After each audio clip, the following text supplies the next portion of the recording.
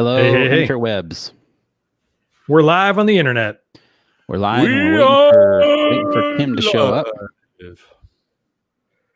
I'm white as a ghost as usual. Download that app, dude. You know what I'm going to do is get rid of this Logitech thing, and I'm going to put one of my cameras on the tripod. Yeah, you have like a Sony A6500, right? Yeah, I bought the kit for it, so I can do that. So it should be arriving for next week. That'll look super sweet. Did you ever download that app, or were you still like, no, dude? It was all Softpedia is too dodgy for me. Good God, dude! I got like 20 pop-ups and like on it. Yeah, like it was bro, dodgy for me to find, and I found one that worked, but it was just like, this feels creepy downloading it. Yeah, I don't trust the internet, man. I don't trust the internet. It's technically in the fucking bowels of the dark web. Logitech's website somewhere, but it's like really super buried. Huh. My wife bought a Lindemann's peach that was on the cork. A Lindemann's Pesh. The Pesh. The Pesh mode. Timmer. Hey, dudes. Sorry. Welcome to the internet. Hey. We're live on the internet. Speaking of internet, I upped my speed and I still get shit. What do you got now? Oh, no. I had this legacy account, so I was capped at 70. And I decided, I didn't know that for a long time. So I went and I asked them to upgrade me to like the basic package that they offer. So I should be at 200. Mm-hmm. But previously I was getting about 65 and over Wi-Fi, and now I'm getting like maybe 70 to 75 over Wi-Fi, and maybe even it's wired. Your router. Maybe your router is not sustaining those speeds, but it should. What Wi-Fi router do you have? I have it's a Linksys E1200. It should do up to 300, but that might just be the network speed, maybe not the internet. It's only a 2.4 not a 5 gigahertz. That might also contribute. 2.4 that might be it, yeah. But even wired, like I hooked my Xbox up and did a speed test through the Xbox directly with Ethernet to the router, and still that. Okay, well there you go. Then something's wrong. Bottleneck somewhere. If you're hooking up like wired, it should work. Exactly. Cat's chewing through your internet. Yeah, that's her back. She's back there eating the wires. She's eating the internet. Yep. Who's your Stop reading the internet? Who's your provider? It's Spectrum. Okay. It's fine. I'll figure it out. Yeah, once I got my Eero set up, like I have more than max. Like it works so well. It's like buying that Eero setup was the best thing I ever did. Yeah, my wireless is faster than my my internet, so I don't get bottlenecked by Wi-Fi at the house. And I have and my internet's 300 meg. I get like 400 inside the house. When I did the transition, I did a speed test on it. The guy on the phone, I was like, so I'm still only getting like 70, 75 right now. He's like, yeah, well, you're not going to get more than that because that's really all you're going to pull. The difference is that all your devices have more to pull from. I'm like, that's not true. There's a nugget of truth that becomes less and less true in the modern era, which is there was a period of time where if you had like a 200 meg connection and you went to speedtest.net, it was not really like equipped to send you that much bandwidth at once, but that's not really true as of like 5-6 years ago. But like 10 years ago, no joke, people would get like 100 meg pipes, which is really fast, where everyone else had 15, and they'd be like, this says I'm only getting 40. I'm like, look, the speed test site just sucks. Come on, baby. Yeah. Oh my God. Is this AT&T fiber? Yeah. Dang. I have a Fios, so I have it like I already have everything set up. I just have to call them and ask them for more speed, and I just have yet to do it. I'd save money if I asked for more speed. Do it, man. Do it. Do it. I'm trying to do a speed test and it says connecting, so I can't show off. Connecting. Let me go get beer anyways. Yep, I got my beer ready.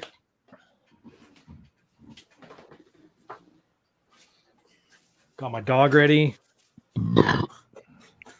So just to summarize, I made pretty good notes on the beers. We have some overlap here. Me, Jason, and Tim have 2 beers that overlap. Tim has Curio, which is fun because Curio is barrel-aged triple, blended back with fresh triple, and then Greg just like I went to the baller rare status. whales.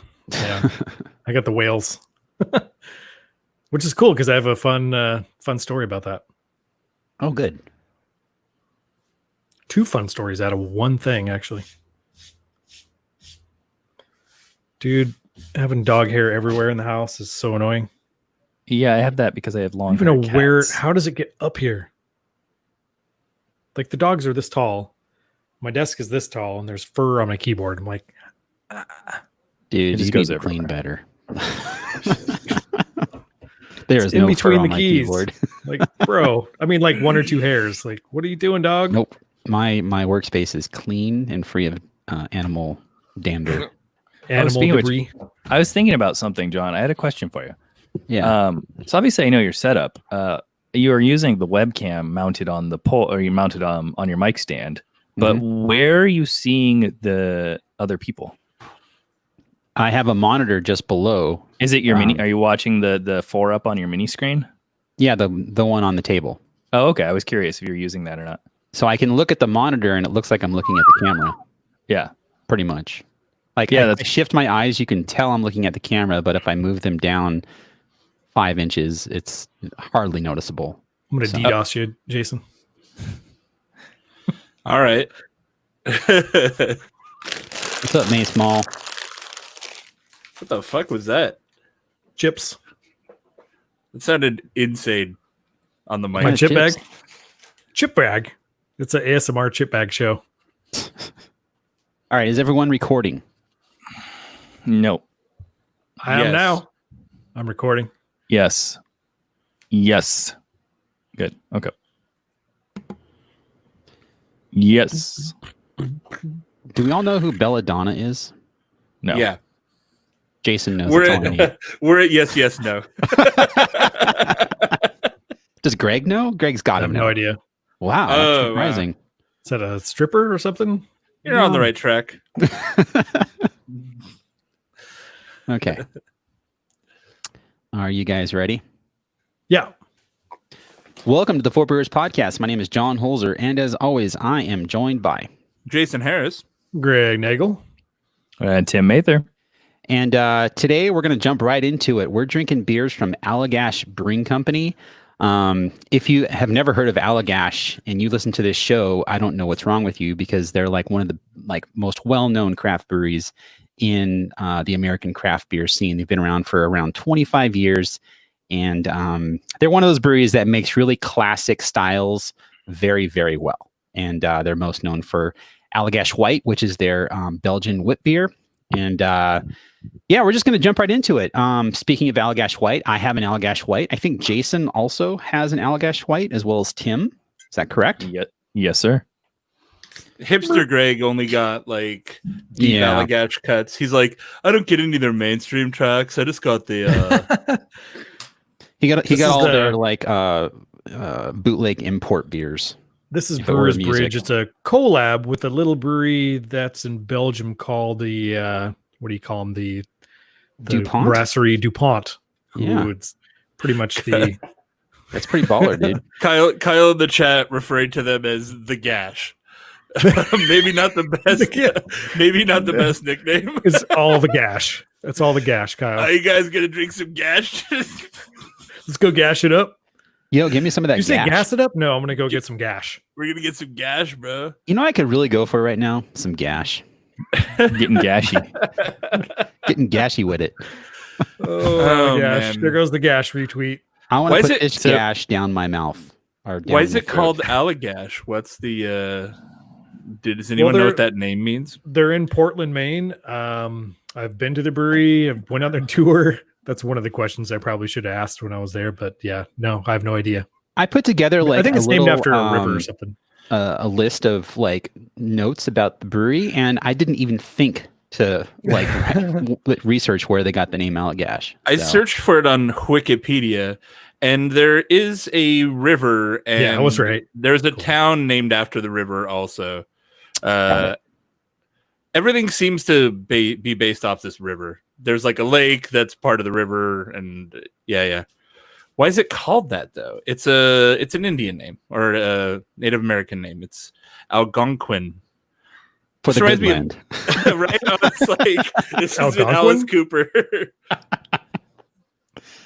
The name Allagash comes from Abenaki language, a dialect of the Algonquin languages. From as far as like Indians and Native Americans, I think they actually prefer to be called Indians. Like I forgot where I heard that. It was on a podcast, or no, it was CGP Grey. I think he did a video on it or something, and they were like, "Yeah, we refer to ourselves as Indians," because like they call their casinos Indian casinos and stuff. So, I mean, it's pretty fluid. They could go with either one, but I said both, so I cover my bases. Good call. So Allagash White, this is a 5.2% alcohol by volume beer, and it's pretty much your classic Belgian style wit beer. It's made with coriander and Curaçao orange peel. So, I mean, if you have ever home brewed like a Belgian wit, you have your malt, you have your wheat, you have your Belgian yeast, and then you have your coriander and your orange peel. And it's pretty basic. You can't really go wrong when you make a beer like this. So I will say the color on this beer, compared to a lot of American takes on a Belgian wit, is very, very white. It looks more like not getting focus. Webcam hates me, but it's looking more like a Hoegaarden or like a wit in that vein. Yeah. Versus like a lot of American takes on a wit don't get the color that light. Yeah, and this isn't that cloudy either. It's not like, I think Hoegaarden is definitely way more cloudy than this beer is. But it is an American pretty wheat, cloudy. so. I can't see. If I put my hand on the other side, I can kind of see the shadow of it, but I can't actually see. Yeah, same here. I can't really see through. It's very light. Hoegaarden is exactly what I would associate this with if I were to line them up together. It's got that peppery coriander on the nose. This is like one of the best beers made in America. Like this, seriously, hands down. Like it's so good. I love that it's in cans now too. It's like, oh, I just want to pick up it's much more approachable than buying it in bottles. You know what I mean? Well, yeah, having that in pint cans is so nice. The bottles come in. How many come with the pack of cans? I think just four. Okay, because the bottles are four pints. Yeah, so Allagash White's actually like one of the first sort of what I would refer to as fancy craft beers that I ever bought. When I was first getting into it, it was like a Firestone or like Pyramid. I think we talked about that before when I would go to the pub with some coworkers. And then I ended up going to like some place and they had a 4-pack of Allagash. I'm like, oh, I've heard of that place. I'm going to get this. And it was like a boutique market. So it was marked up. So it was like super pricey. And I was like, oh my God, this expensive craft beer. That's how you know it's good. It's expensive. They have a section on their website that says, should I put fruit in Allagash White? And it's basically like, well, I wouldn't, but whatever makes you happy, knock yourself out. That's pretty much the answer from Rob Todd. Rob Todd, yeah, he's a lasty firsty. Yeah, Rob Todd. Back, I don't know, it's probably over 10 years. Yeah, it is over 10 years ago. Greg Cook from Stone Brewing Company commissioned a video to be made called "I'm a Craft Brewer," and it featured basically all of the, I don't want to say the Mount Rushmore of craft brewers, but like, the founding fathers of the modern American craft beer scene as we know it, I guess. Hold on a second. I just had a pop-up happen. What is this? That was me. Oh, no, on my personal computer. Oh, never mind. That was He's already fucking weird. Okay.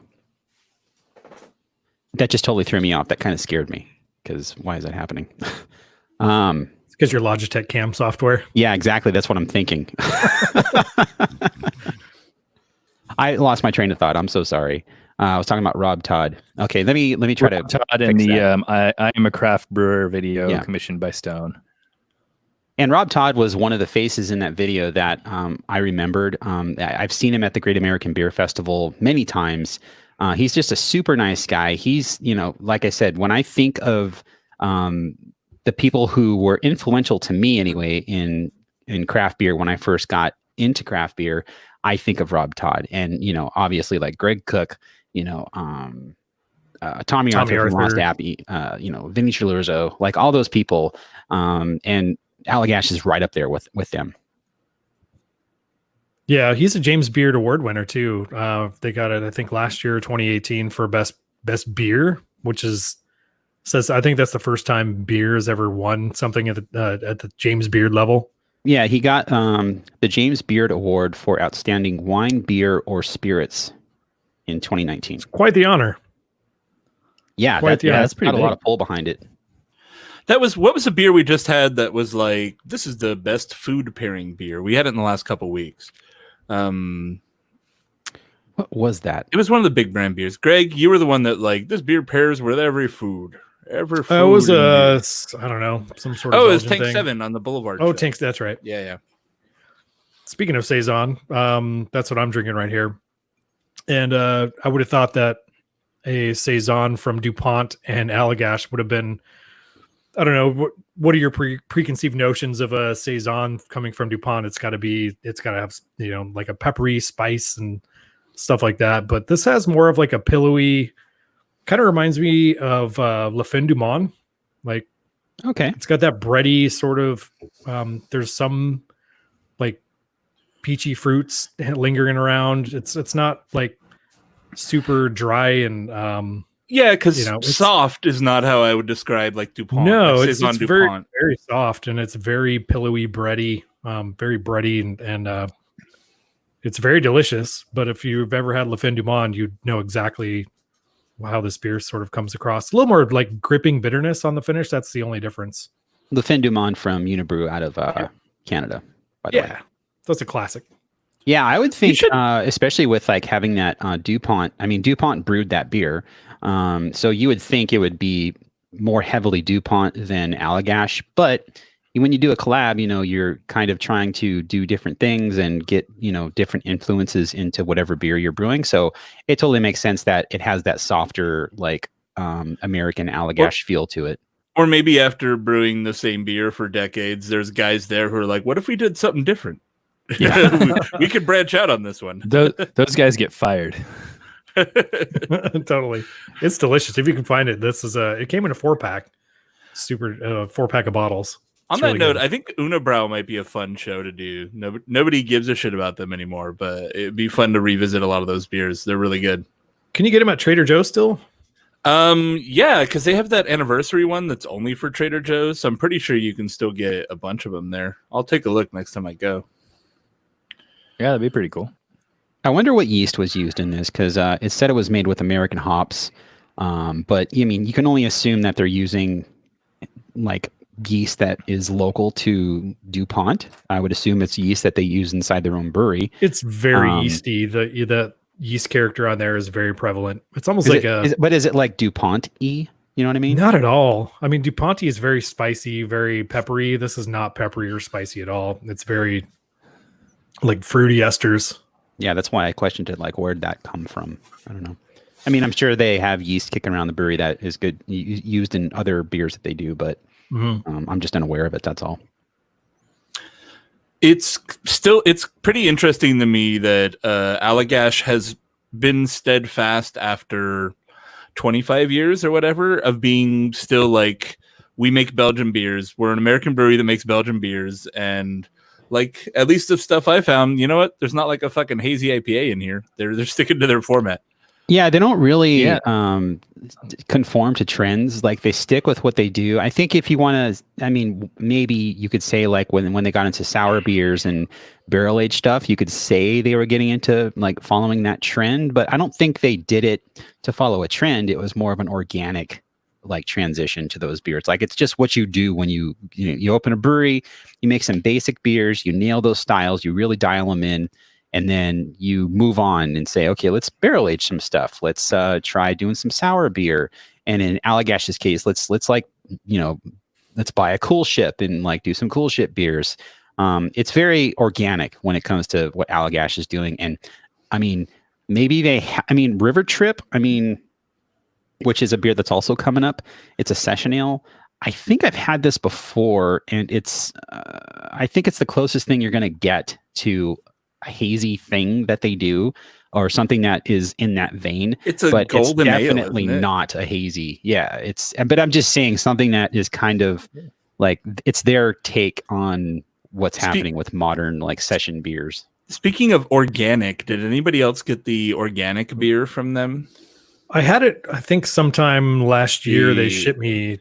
Yeah, it was really good. The Crosspath Organic Golden Ale, and we'll talk about it in a little bit when I open it up. Yeah, it was interesting.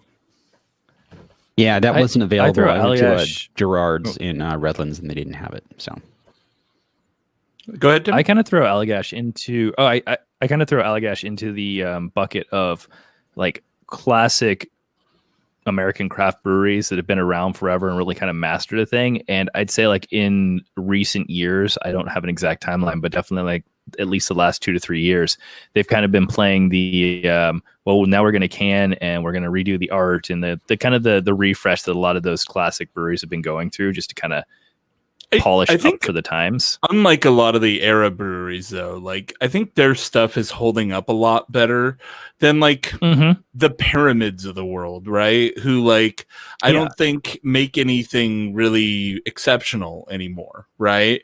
I think Allagash, by remaining, kind of specialized in what they do, have managed to be like, oh, this is a fucking great wit. Like this is a top-notch Belgian wit, and like I would put this next to Hoegaarden, which is probably my gold standard. I know it's an AB beer, but that is one of my standards for a wit, or like the St. Bernardus wit, and this beer is fantastic. It's a little bit spicier. I think there's a little bit more coriander in this than most wits I've had. Yeah, they call it a Belgian style wheat beer, but I think it definitely has like an Americanized edge to it. And that extra spiciness and I think extra dryness. It's not super dry, but it finishes nice and clean. I think that's that Americanized edge that I'm getting from it. I would agree with you completely, Jason, in terms of like the beer has obviously like it has stood the test of time and is still fantastic. And I don't think like given the fact that they haven't followed trends and that the new beers that they've come out with, there hasn't been like, as far as I know, there hasn't been a ton of new, like, largely marketed things that have come out. So like all of that has definitely stood the test of time. Although John, I think touched on it a little bit earlier. Their Cold Box Cool Ship series, like the sour blends and stuff they've done have been on par with any of the best sour beer producers, I think. But when I'm talking about the better ones, not the guys that just throw a bunch of fucking puree into a kettle sour, but like on par with the stuff coming out of Barrel Works, coming out of Russian River, like I would put their Cold Box Cool Ship stuff right up with those beers. Yeah, definitely. I mean, those Cool Ship beers, 4 years ago, maybe I'm guessing it was 4 years ago, when we were like, early as a podcast, like those were gets. Like I think Greg actually brought some back from a trip he went to. I did. Yeah, I remember that 4 or 5 years ago. Yeah. The Cerise. Now you can buy them on the shelf in Southern California, which is dope. But yeah, they definitely are up there with some of the best like Cool Ship breweries in America right now by far.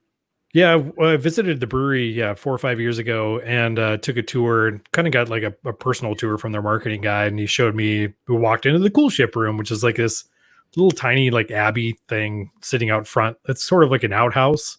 And it's got stained glass windows and they just open them up. And the place is surrounded by forest.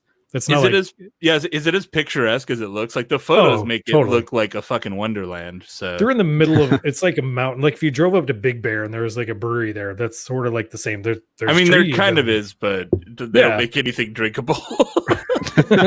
Which is sad. It is sad. And they have fooders and it's a pretty large scale brewery. I would say about the size of like Hangar 24, like it's like huge. What you picture in your head though when you're thinking of like rustic farmhouse brewery. You're like, this place is literally in the woods and it's a beautiful location. And dude, this head is so ridiculous. It just will not go away. It's easily 2 fingers ahead, and it's just sort of like meringue like. You can kind of pat it, and Did you move on, or is it still that saison? The same one, yeah. I just poured the other half because we're still talking, but yeah, super good beer. That's the DuPont influence. That long lasting head on there. It is I guarantee fluffy, it, dude. It is meringue. The DuPont way is to have head for hours. Meringue.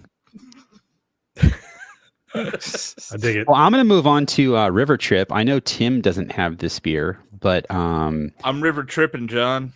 we've got some heavy hitters coming up, so we might as well get this out of the way because Jason and I both have this beer. And Tim, I guess you can just chill. Yeah, I'll have some more of the white while I wait for you guys. Cool. Then we can move on. River Trip is a Belgian style session ale. It looks a lot like Allagash White when you pour it into the glass. It sure It does. looks very, very similar. And let me see, Belgian style table beer with hop forward grapefruit and stone fruit notes. Ironically, these beers were way fresher than all the beers I got last from the Boulevard show. This is from March. Like not super old at all. And Did they're you not get these super beers duper hoppy. from Total Wine as well? Yes, I did. I figured it'd be safe because I didn't care how old they were. Mine is also from March. These are dry hopped with Comet and Azaka. Comet? Yeah. Why? Comet. Wow. Cleans up the flavor. Dasher and Blitzen weren't available. Nice. Like, you've got some fucking hop geeks working at Allagash that are like, I insist we put Comet in on the dry hop. Like, please go for it. Oh, that's really good. This So smells like an amped up Allagash White on the nose. yeah, but the hops really come forward in the flavor. This is really cool. It's kind of like they took the idea of a session IPA, right? And what's the biggest problem with a session IPA, right? They're always thin. Yeah. And this beer is not thin. It honestly is very similar to Allagash White. It's a little bit less peppery, but it does have a good malt character.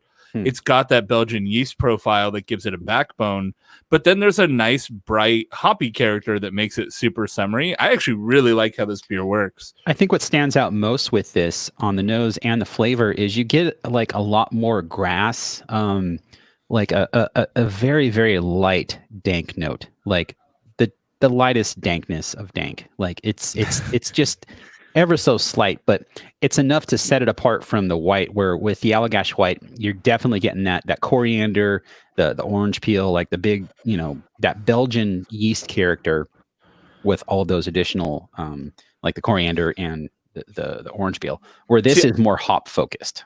You know what I mean? Get like a tropical fruit character on the nose, like a little bit. It really works. Like it does kind of give an IPA a little bit of an IPA. It's weird. It's like they're gonna, like, you could trick somebody into being like, try this hazy pale ale, bro. But it still has that Belgian nose on it. That it reminds me of Allagash.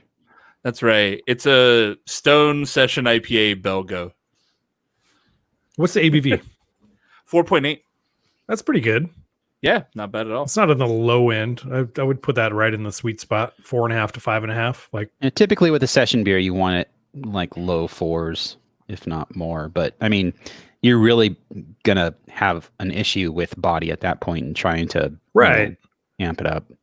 exactly. I'd rather have something that's 4.8 and has body and is has some hop character to it and some yeast character, sort of playing off the bready malts. I think I can't wait to try that. This does not come off as a session beer at all. Like, this just tastes like a really good, tasty Belgian beer. I mean, they really nailed it.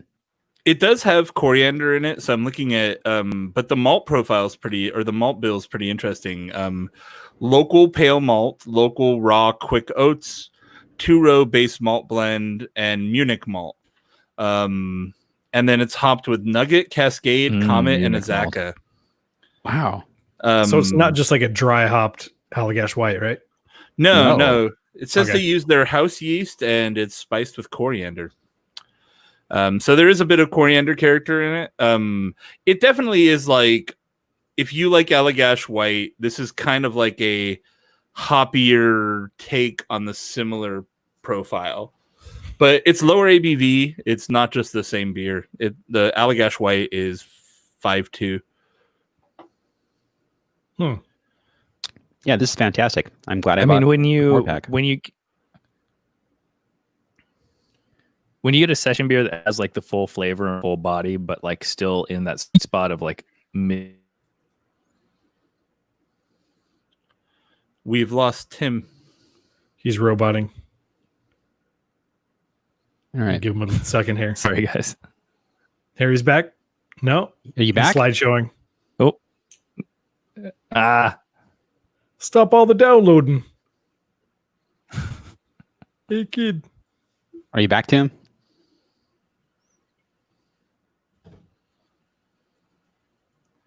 am I back? Can I you hear hear you me? guys. Nope. Oh. Nope. Oh, now he's gone. Man, Pray for this Tim. internet. Pray for Tim's internet. We can wait for him to come back. Yeah, for sure. I'm super glad I tried this beer. I would not have gotten it if we didn't do this show, and it's See? actually like legitimately really good. I was super bummed I couldn't find it. I went to 3 stores and nobody had. The only thing I could find was Allagash White until I went to Mr. K's, and they're like, "We have all the beers." Are you back, Tim? Yeah. Sorry. It's okay. Shit happens. StreamYard like just errored out completely. Shit on the me. bed. Yeah, basically. Do you want to say that statement again? Because like we lost the last half of it. Oh, sure. It's in, yeah. I think it's always nice to find a session beer that's got like the full flavor and the full sort of hop character that really kind of satisfies, but is still in that sweet spot of like the mid to low level ABV. It's always really nice to find. Yeah, this is just a super drinkable beer. Like, honestly, Session, it has marketing value, I think, which is why they're marketing it as that, but it's just a good beer. Like, this is a perfect summer beer. It's got good flavor, but it's got enough flavor that you're not drinking nothing, but it's not like beating up your palate where, you know, you can't drink a few of them. What fruit would you put in it, Jason? You know, maybe throw like a banana in there. Throw a mango wedge, garnish. Just chuck some grapes in it. Make a I mean- michelada out of it. Seriously, something citrusy, maybe even like a tropical fruit, like I don't know. God, what am I thinking of? I lost my train of thought again. The weird one that smells like mango, looks like mango, but it's like colorful. Papaya? No, never mind. Passion fruit? Passion fruit. There you go, Tim. Thank you. I thought you hated passion fruit. Guava. Dragon fruit? I have an issue with guava. Oh, guava. Yeah. Is it kiwi? That's what it was. Guava might work in this too, though. I mean, yeah. A little kiwi wedge? You know what? I'm glad they're not going to try. Tim slide showing again. You still with us, Tim? Check on the cat. It's eating the internet. Sorry. Hang, hang, hang, hang, hang. Nope. He's gonna I get just- Oh, there he We're goes. seeing the cat chewing the wire, and then we see a cartoon skeleton of the cat instead. I think Tim needs an eero. Hang, hang, hang, hang, hang. Me and Greg gonna set up a task force, go fix Tim's internet. Really?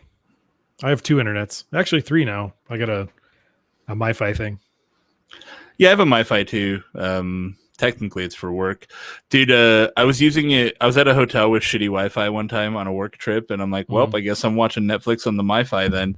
Yep. And apparently, it's not real time with its you're using too much bandwidth. So I got. You've used 5 gigs. You've used 10 gigs. You've used 15 gigs. You've used 20 gigs. You've used 25 gigs, all in like 5 minutes.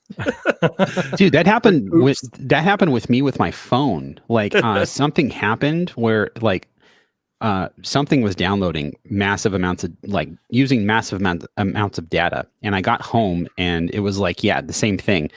notification. And so I was like, I scrambled. I'm like, okay, upgrade to like the unlimited plan, so I don't have to pay this extra $30. Like, it was. I ended up having to call Verizon and say, look, I don't know what happened, but I just got like all of these messages saying that I went over my data, and I didn't do that. So I don't want to pay you an extra $100 for data I didn't use, and they just waived it. I don't know what happened though. I know what I did. I was watching Daredevil. Yeah, well, you know what you did. I don't know what I did. I have a Roku that I use when I travel, a Roku stick that I use when I travel, because they have built into Roku that it works with Captive Portal. It basically detects that there's a Captive Portal, and they're like, yo, connect your laptop to this Wi-Fi, say yes to the Captive Portal, and then we're connected. We're good. That's cool. Yeah, it like does a man in the middle attack basically on the hotel shit to get you on the Wi-Fi. Huh. But, Sorry, guys.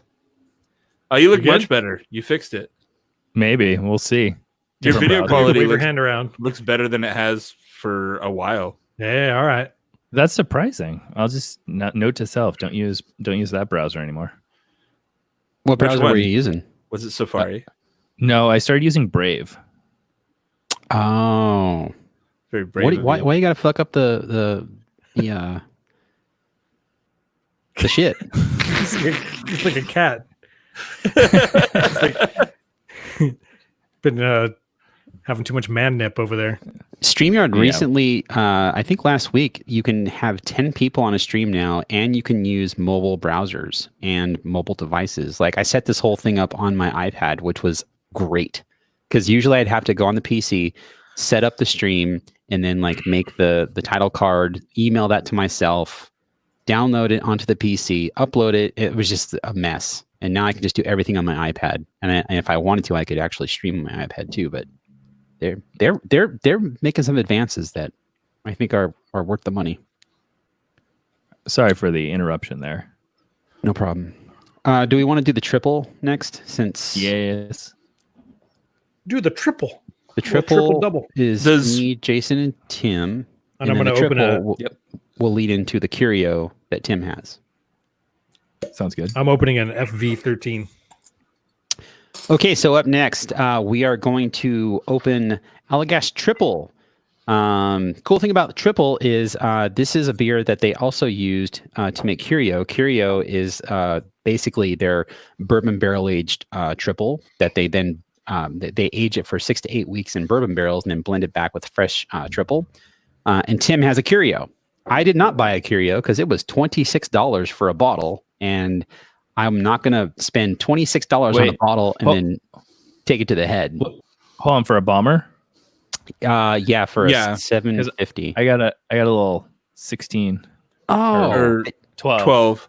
Yeah. Yeah, it comes in 4-packs that are about the same price at the Gerard's did not have that. Well, Yeah.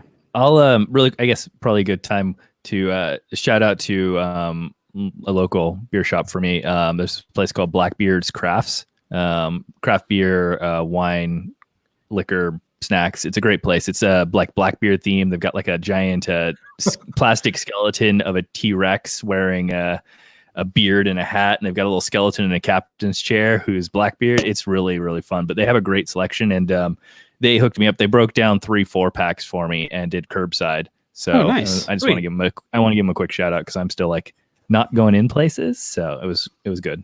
Smart. But Yeah. I am with you guys right now on having the triple. I Which just was pretty opened nice. up A big 750 of the triple. So I got am not I got looking around. curbside. I got curbside as well, Tim. And the only reason I had to get out of my car was because I wasn't sure that they knew how to open the rear glass on the Roadmaster. So You took the road. Okay, I just We should talk about that briefly. Jason That's bought a Buick Roadmaster. a 1994 Buick Roadmaster wagon. With, Why? Because it's awesome.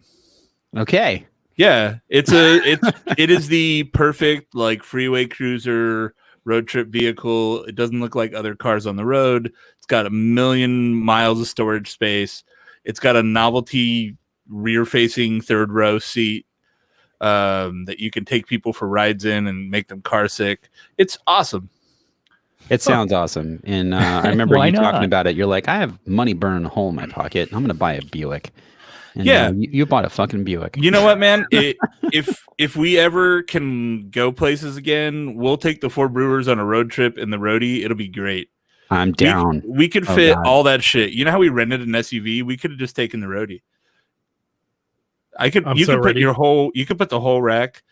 Lemonade Asset has wood panels. Yeah, of course. That was a non-negotiable. It had to have the wood panels. But yeah, no, we could take the roadie, dude. It'd be great. Gets I'm better. down. It drives better, and it gets better fuel economy than that Expedition that we rented that year. I mean, when you posted on Facebook that you bought it, no one was making fun of you. It was mostly like, "Oh, cool. Does it have this?" or "Dope. That's rad." Like I know nothing about that car. I was making fun of you because it's a station wagon and it's a Buick. Not even making fun of you, just like, "Oh, why would you buy that?" Like, yeah. And it's the wagon ignorant. version of the Impala SS that came out that year. Doesn't it have a rear facing seat? It does, yeah. But I usually have it folded down just to use that space as storage. And I think so did everybody else. So it's like pristine. When you open it up, you're like, this looks like it looked brand new. Nobody's sat back here. But when I first got it, I picked up the kiddo in it and I was like, "Your seat, sir?" And he's like, "Is this safe?" Smart. So oh my God, you guys. Like I said, we've moved on to Allagash Triple. Greg, what are you drinking? I got a FV13, and this is I think one of their first foeder beers that they ever did. And this may be the first release because I just realized the date on this is November 29th, 2012. Wow. So I popped the cork and it's semi-flat. Kind of has this sort of like, it's not like oxidized or anything. It has this like Coca-Cola-ish, like sour Coke. It's very weird. That does not sound good at all. Yeah, it's not very good. Wow. But well, I mean, it's interesting to try. It's not horrible. That's why Greg gets all the hipster stuff. He's like, you can see where they developed even without all their mainstream success. It's amazing how dark this is too. I mean, yeah, it's probably like oxidized. iced tea colored. Yeah. I mean, if it's flat, there's some kind of escape for the some fizz CO2 to and it. inlet for the oxygen. So, I mean, there's some fizziness in there. I don't know if you could see that, but very light on the carbonation. it doesn't And look very appealing. sort of funky. No, Yeah. it's definitely past its prime, unfortunately. But 2012. Wow. 2012, that was at Mr. dude. K's? yeah, Damn. I wonder how old the Cool Ship one is. No wonder they're like, yeah, I got just a beer for you, man. It's been sitting on the shelf for 8 years. This triple It's smells fresh. fantastic. Hiding in the back.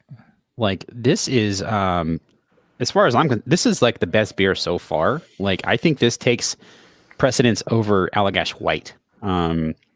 It's almost got like a slight banana character, like a fruity malty, like I don't know, like I think banana, but it's not a banana beer. Like I'm not getting full on banana, but just got an edge that I really like. To be honest, I will say, and this is not a great description, I guess, but this is like textbook, and to the point where I'm curious if this beer is Curio? listed in BJCP as like commercial examples of triple, like Yeah. this should be, and it is actually. Like the malt character on this is so interesting and like deep. I get no heat on the nose at all, and this is 9.2%. It's just a really great smelling beer. Like, just kind of that like very lightly bubblegummy kind of aroma. Bubblegummy, yeah, bubblegum banana-y. Like I keep saying banana. It's not banana. This is not like a Weizenbock or anything like that. No, it's just very, very, very slight. But the bubblegum character, yeah, like that fruity bubblegum. This is just a yeast ester beer, like, which is weird because yeast forward beers aren't that common anymore. Yeah, it does not seem anywhere near as boozy as it is. According to the back here, really quick, it says passion fruit and honey notes. Honey. I kind of get the honey notes. Maybe that's what I'm smelling. That, like, again, I don't know. It's the bubblegum really does stand out now that Jason mentioned it, but maybe it's like that honey, like sweet character. I don't know. It just smells fantastic. Like it's, oh God, this is great. And for the ABV too, like that's a good food beer. Yeah, this is it super drinkable. And when I first got into beer, a couple of beers I really liked the best were like Belgian Strong Goldens. And the Strong Golden and Triple, I think, are very closely related. But yeah, this takes me back, man. This is really good. Yeah, this is all about the malts in this beer. Like on the aroma and the flavor. Like it comes off almost like a dessert beer on the flavor as well. Like you get this nice sweetness that is just. I think a lot of times sweetness is something that people tend to not want to have in their beer as far as the balance goes between, dryness and sweetness. And I think this is more on the sweet side than the dry side. It does finish very well, but it doesn't finish dry necessarily. Like you have this lingering like sweetness that's not cloying. It's just, like I said, that's what makes me think of it as like a dessert beer. It has these like fruity characteristics that still linger. It's a little sweet, but it tastes amazing. To me, I think the beer is playing a trick on you. So it's there is a perceived sweetness from alcohol, and there's a perceived sweetness from the kind of esters that you're getting out of the yeast, the kind of lightly fruity character. But there's not sugar in this beer. There's not like a residual sugar flavor in it. You're getting a lot of perceived sweetness in a beer that's actually probably pretty dry. It's a fun trick, and it's a textbook Belgian triple if you've had a really solid example of those. But yeah, just a really solid beer all the way through. I think I see what you're saying with the perceived sweetness, because like I said, a lot of times you don't want sweetness finishing like in a beer when you're drinking it, but it does taste sweet, but it's also got this big body that's adding to that sweetness, or that perceived sweetness, this bready character, sweet, like Hawaiian bread kind of character. Ooh, yeah. I totally get that. You have my attention. Right? I mean, that Hawaiian bread that you get, like, at least my family, we usually get it during Thanksgiving, and it's like super mushy, super soft, like it's very sweet, and just, I want to eat the whole box, but I can't. Mm-hmm. And that's what I'm getting from this beer. Have you tried though? No, I have never tried. It's it's Thanksgiving. You're already full, and so like you have one, and countdown to the 2021 California Craft Beer Summit. The 4 brewers are in an Airbnb somewhere, and John is just munching Hawaiian rolls after the beer festival. Like, oh He's man, got his earbuds. He's got his earbuds in. Oh God, He's in a corner. I can see it, man. I feel seen. The Hawaiian, no, I love the Hawaiian rolls, man. Jason and Greg are making jokes, but I've actually done things like this during our outings. So I'll put my headphones in and like go away and be sad and eat and drink. I would eat some Hawaiian. Honestly, you couldn't eat all the Hawaiian rolls because I'd be like, John, could I have some Hawaiian rolls? King's Hawaiian is in Torrance, right by Monkish and Smog City. They should do a collab. Yeah, when you get off the King's freeway Hawaiian to beer. go to Monkish, like it's right there. You're staring at the building. I've heard it's not that cool. I was like, I should stop. I love their stuff. And they're like, nah, that restaurant kind of sucks. Way to ruin it, Jason. I'm just leaving that for an edit point. Fuck.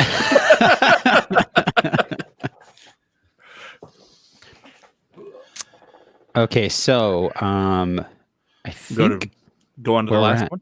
Now is Jason's got that organic beer. So this next segment's all about Jason and Tim, and a little bit of Greg. I have Cool Ship because I have no more beers. So let's start with the Cool Ship Pesh. Okay. And then we'll we just had the triple, so maybe the triple would be a good transition to Curio since it's the same beer. Let's get Curio. Let Tim start it. We keep talking over Tim. Go for it, Tim. You keep talking over me because I keep cutting out. It's all good. Make the transition. All right. After that triple, I managed to get a bottle of Curio. John, you were mentioning like the price of a bomber. Yeah, I was kind of worried about that because I knew Curio was pretty readily available as singles in the bombers. So luckily, I was able to, as I mentioned, get this nice little 12 ounce here. As you mentioned, which I didn't realize, you said it's actually their triple blended, right? It's their triple bourbon barrel aged for 6 to 8 weeks and then blended back with fresh triple. Yeah, I was today years old when I learned that. I didn't realize that beer was based on the triple. Same. Yeah. I knew it. Well, good for you, Greg. Greg learned it it was on his beer server exam. Yeah, they told him on the tour. So it pours the same basic color as the triple. I can't visually. There's not too much of a difference here between the two. It's sort of clear, but a little haze through it. I must say, I do protest your glassware, Tim. Like, that's you're not doing any favors with a 16-ounce can glass. This is 100% what's in the cabinet and what's available. I'm busting your balls, but I know. I should have grabbed the tulip. I realize that now.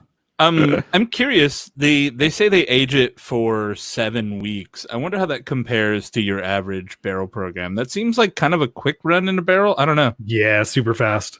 Yeah, I think they just want to get some sort of barrel tannin, some quick pickup of vanilla. You're going to pick up some, coconut, some stuff from the barrel, but yeah, you're looking at very small. It makes sense, right? When you take a lighter flavor, like a lighter beer or whatever, and you're putting it into a bourbon barrel, which is a big character, you don't want it to take on too much. So, I mean, I would be curious to taste like a bourbon barrel aged Allagash Black. Have you guys ever had Allagash Black before? That's like a classic. That was one of the ones I was considering picking up. So yeah, this guy. So as opposed to the triple, which we said is a 9%, this is a 10.4. So just a little bump in the ABV. So it picked up some alcohol from the barrels. Yeah. Oh yeah. So I was gonna say it's got a slight. You mentioned before, like the triple didn't have any heat coming off of it on the aroma. I feel like this has just a hair bit more. That makes sense. How is the actual barrel character on the nose? Did it pick up a lot, or you get some bourbon on there? My last Untappd check-in on this beer was in 2011, so I don't have any good memories of it. Yeah. It was like, I was making a sandwich, and yeah, I'd say for sure it picked up a little bit of the bourbon. So they describe bourbon vanilla, which obviously Greg you also mentioned, but you can definitely pick up notes of that. It's not in your face like say a bourbon barrel aged stout or something along those lines, but there's a hint of that sort of like alcohol-y sort of barrel aged sweetness that you would get off of a nice bourbon. How about wood? I guess that's the vanilla you're picking up. Like, is there any kind of like wood character, like actual wood character on it? I mean, it's only in the barrel for 2 months, so. I'd say possibly. I would not put myself in as good of a beer smeller as you guys. I mean, but it's only 2 months, so like it makes sense that you're not picking up a whole lot of wood. And they're blending it out. That might be the point. Yeah. It definitely doesn't taste like you're sticking or smell like you're sticking your nose in a barrel. All of us being like, man, we should have got a Curio. Like, what's it like, Tim? Why'd you give the Curio to the amateur? God. Dude, it was $26. Like, I didn't. That's a pricey beer these days. The 750s of it are really pricey. Yeah. I think they're like $18.99 or something like that. If I could have bought a 4-pack for $20 or $26, I would have done that. But opening one bottle, like that's just stupid. So it comes across actually a bit sweeter, I think, than the triple. So you mentioned like there's a bit of sweetness. This one actually comes across that way. And you said like with the triple, I felt that it actually kind of finished. You still had the sweetness, but it finished a little dry on like the back of the tongue. And this one, same kind of feel, but not nearly as. I feel like this just is. It comes across smoother in my opinion. That might be the aging kind of mellowing everything out. So I'm not getting as much dryness on the back of the tongue, and the sweetness has kind of been bumped up a bit. Very sweet. I'm gonna have to actually try that damn beer again now. Now I'm like, okay. For some reason in my head, it was like just a bourbon barrel stout kind of thing, and I was like, nah, I'm not here for that. But get the triple and the cool ship, not the cool ship, but the. I just opened a cool ship. Yeah, Greg's I got would a be cool curious. ship peach beer. The Depeche Mode one. It reached out and touched me. It's the. This is comes out of their cool ship, and then they blend it and release it every year. There's a base beer, and then they do, I think, several like cherries. They do a raspberry version and the peach one. The peach one I just poured, and man, it is sort of, it's got that big sulfur funk on the nose, and once that kind of blows away, it's just big funky peaches, dude. As far as the acidity goes, it's very like right in the mid range. It's not like it's mouthwatering. It's not like overly sour. It's, How old is this bottle? This Does is it a have year date? old. Yeah. Okay. It's 2019, January 2019. So, and it's aged beautifully. This is like ripe for the picking if you can find one. The whole sulfur thing with beers, like the whole sulfur thing with beers, they say it blows off. You're just acclimating to it, but if there's sulfur on the beer, like that's something that I typically don't want to smell initially because something has happened, likely in the bottle. But if you're saying it's not a big deal, then it's very like I'm hyper critical of it. I'm one of those like I can smell sulfur. You're sensitive to sulfur. Yeah, definitely. So it's very don't minute. go to Iceland. Yeah, or Yellowstone. But damn, is it delicious? I've had some of their earlier cool ship ones that were just like stripping your enamel off your teeth, and this is not that. This is very sort of like that mid range, level 5 out of 10 sour. Very nice and balanced, and big peach notes that are in just funk. It's so freaking funky. I just gleeked. Gleek. Beer doesn't often make you gleek, does it? When's the last time I said the word gleek? It's been a while. We should all gleek right now. Let's do it. I can't do it. I can't do it on command. No. I can. He can't do it on command. Super good beer though. Holy smokes. I don't know if it's gonna make me gleek, but I have this organic crosspath golden ale. Ale brewed with buckwheat and granola, which feels like a very Portlandia beer. Totally, dude. Do they put a bird on it? And is there a bird on it? No, there's a leaf. Is it dry hopped with dirt?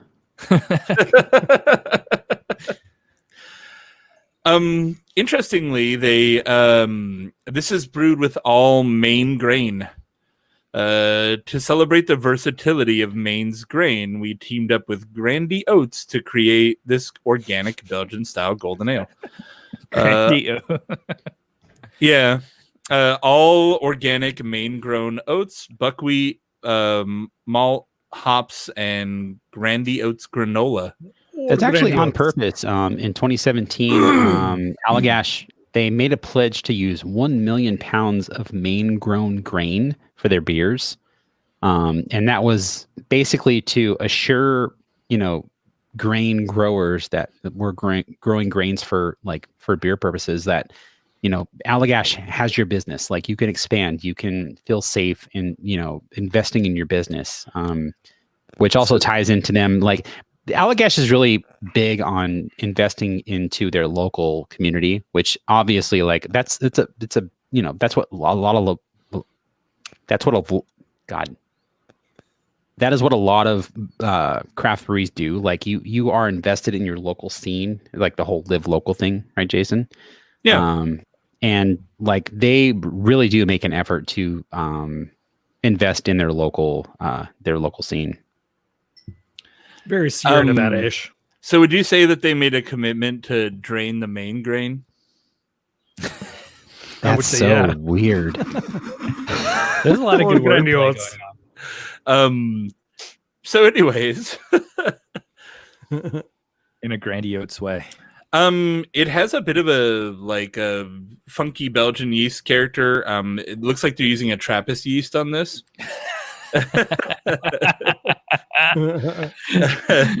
Well played. May Small saying, "Does the grain in Maine grow mainly on the plain?" Excellent. Aroostook organic Cascade hops, which is maybe where I'm getting a little bit of that funkiness. I know when we've had Cascade hops that were grown out of Washington, they were a little bit funkier. We had those California ones. I think that Jesse brought us something with them. I can't from remember. Almanac. Yeah.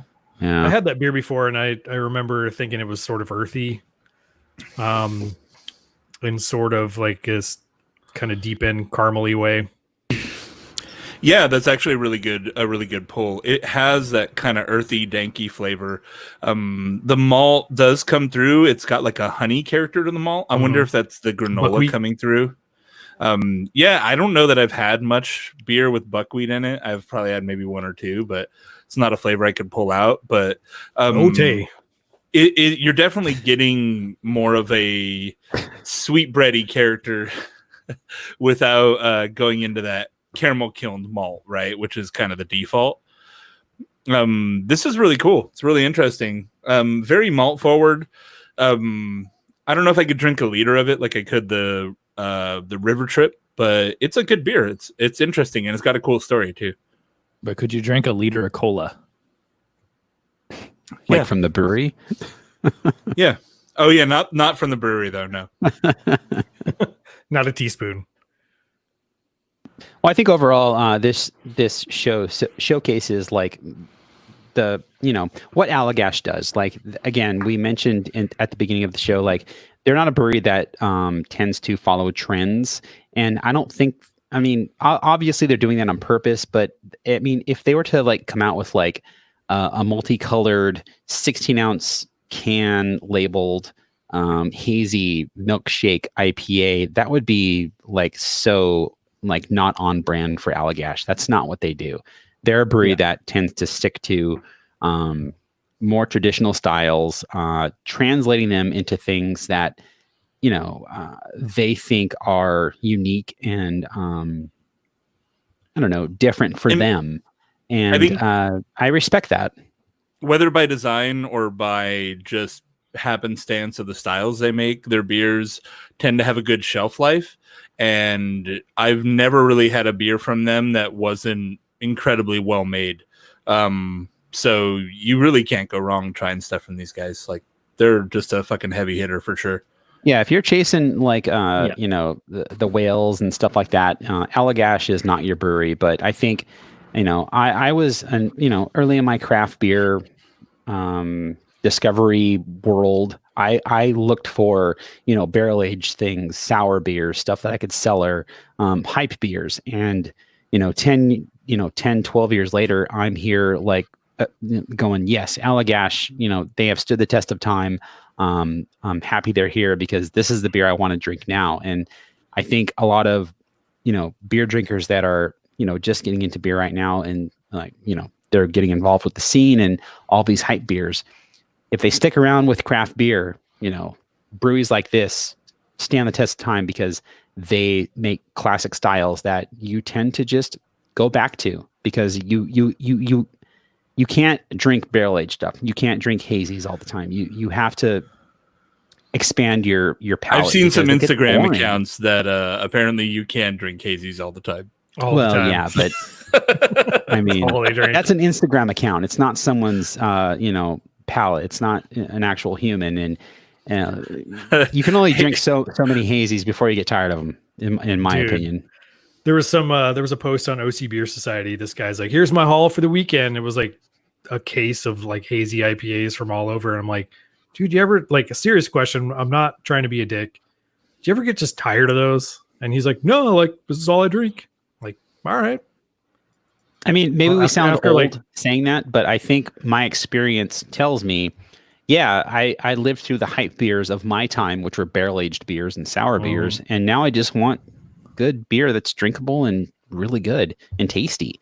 And the same applies to hazies or milkshakes or whatever else, like insert trendy beer style here. We're the old men now that are like, why doesn't anybody make a good brown ale anymore? That's 100%. That is 100% it. I know, like, I know some people who are just like all about the like I feel like we go to Monkish a lot, but like, oh my god, the latest hazy from Monkish, or the hazy from my like people on the East Coast, like Other Half, or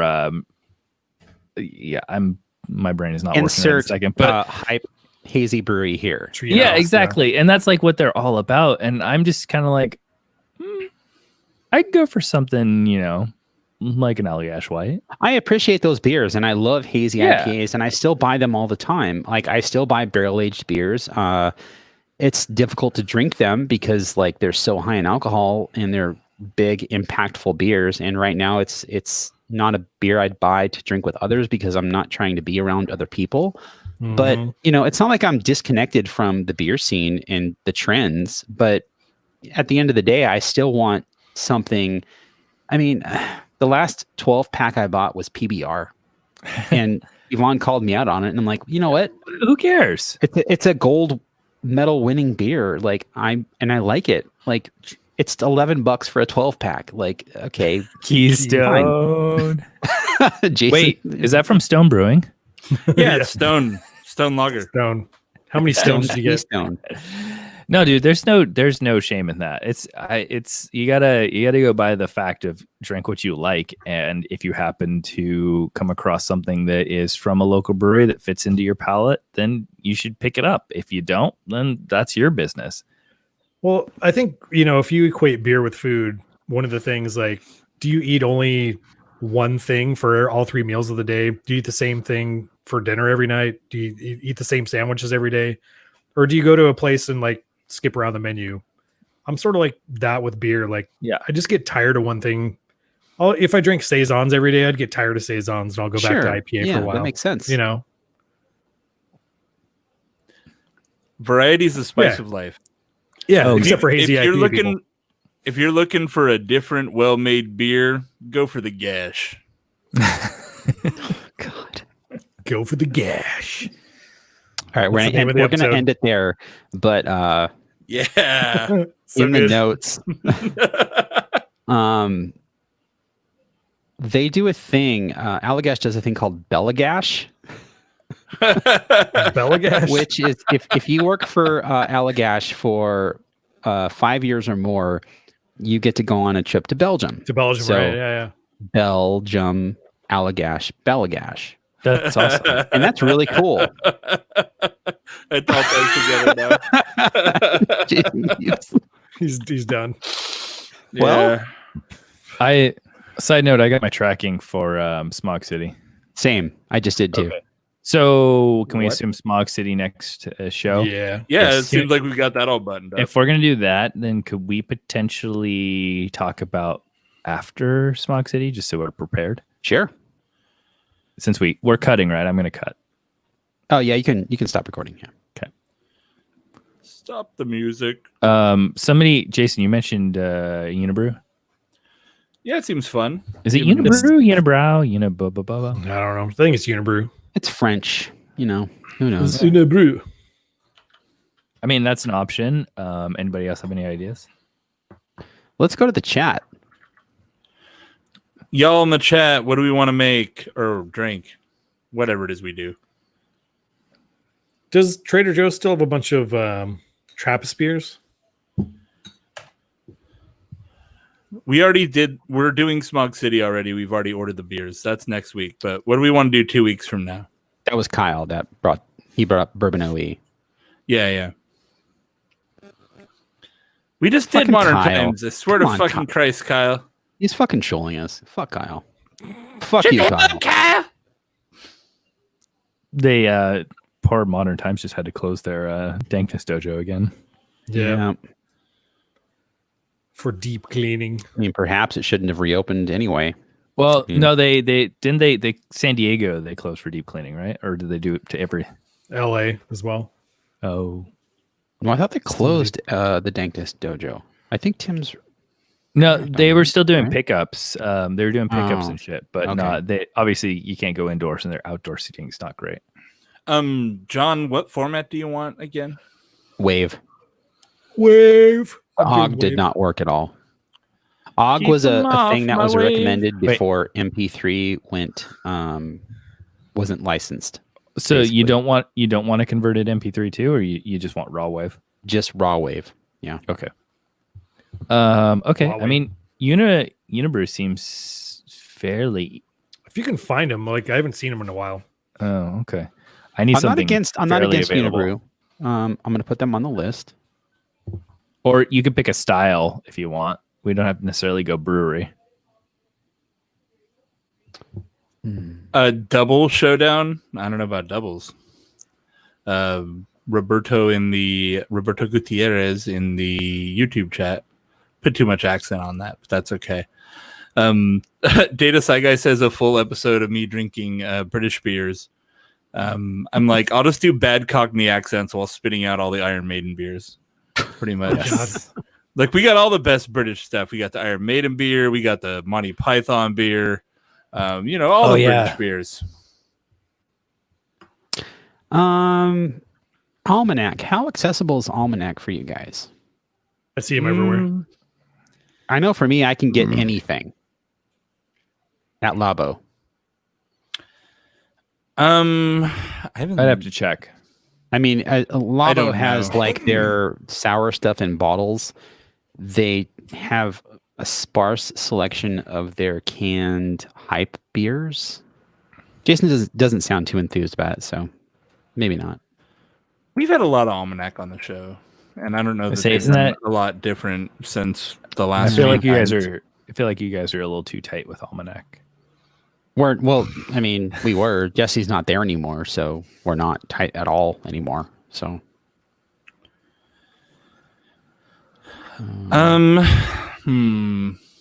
Didn't we have Jesse's actually making.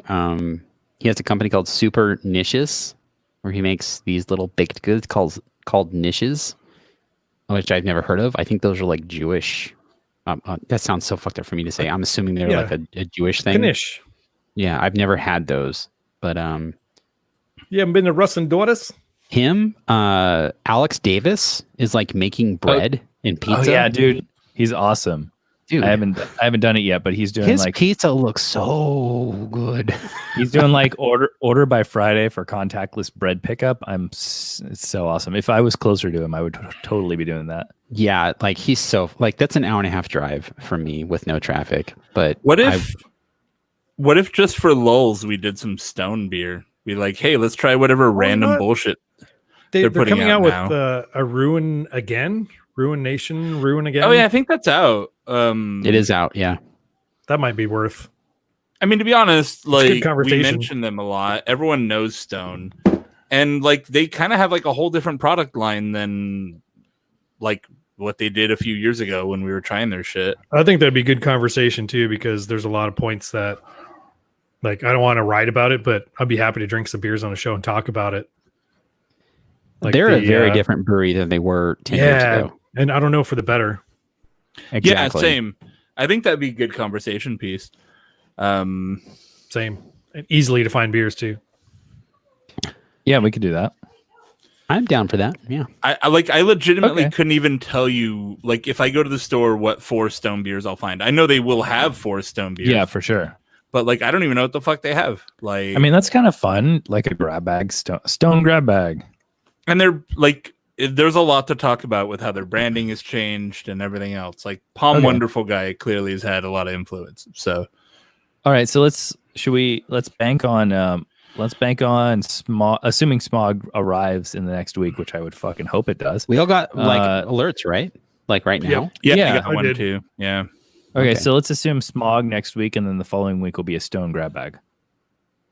That sounds good to me. Does that work for everyone? Grab bag. Yeah, that sounds good. Grab Okay, cool. I appreciate having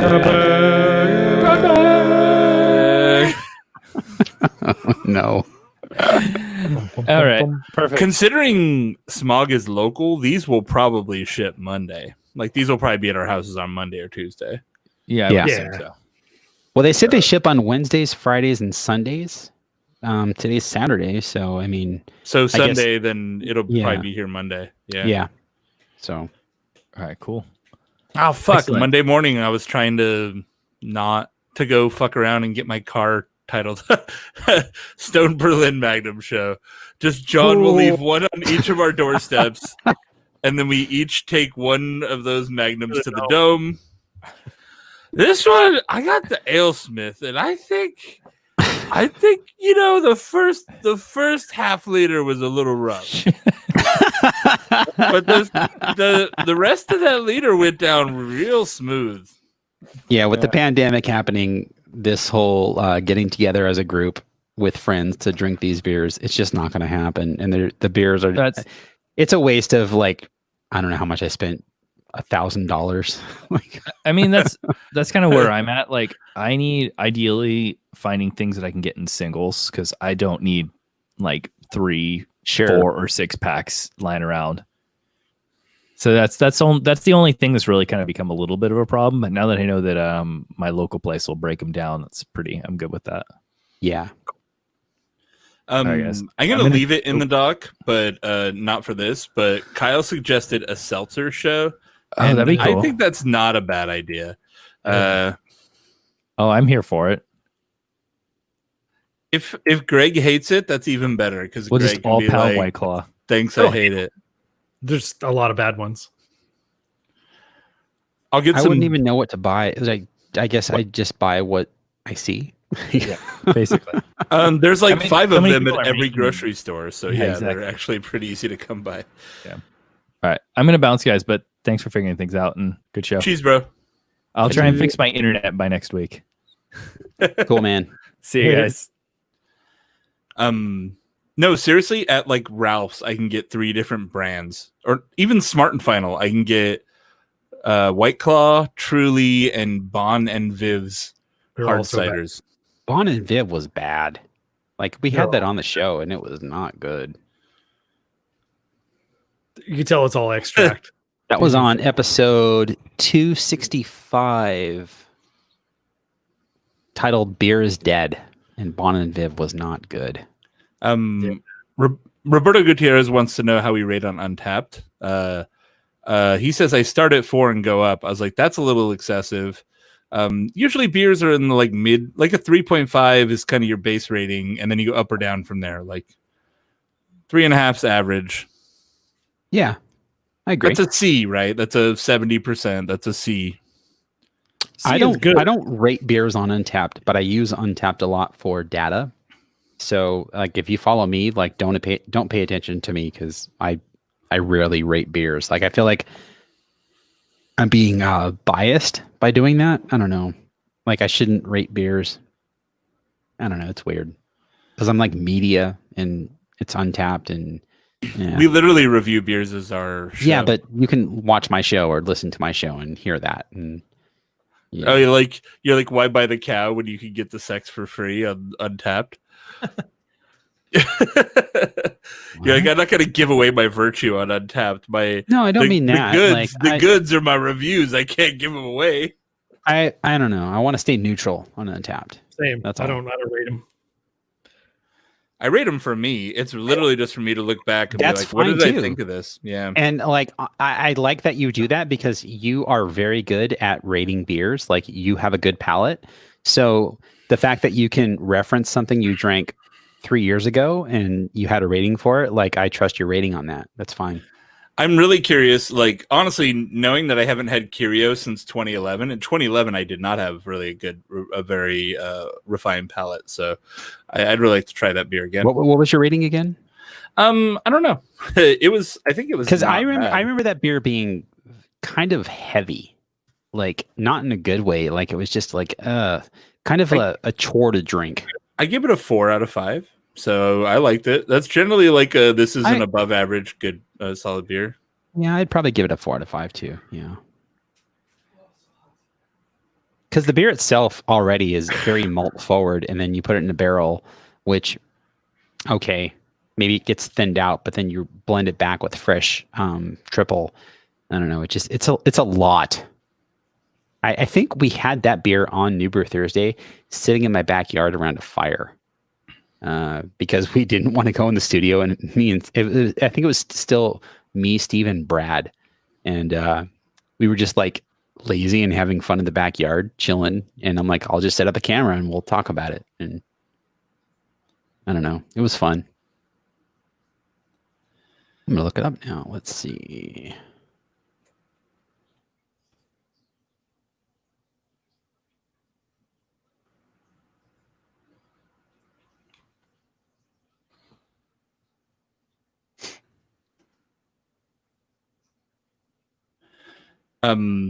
Kyle saying try local brewery seltzers. Man, that's a lot of driving around. Yeah.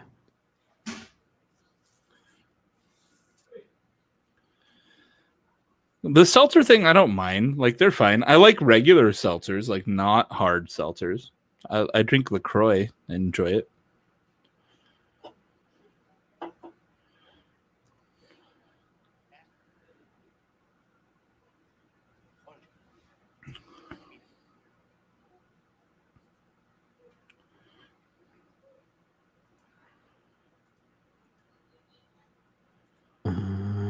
Let's see.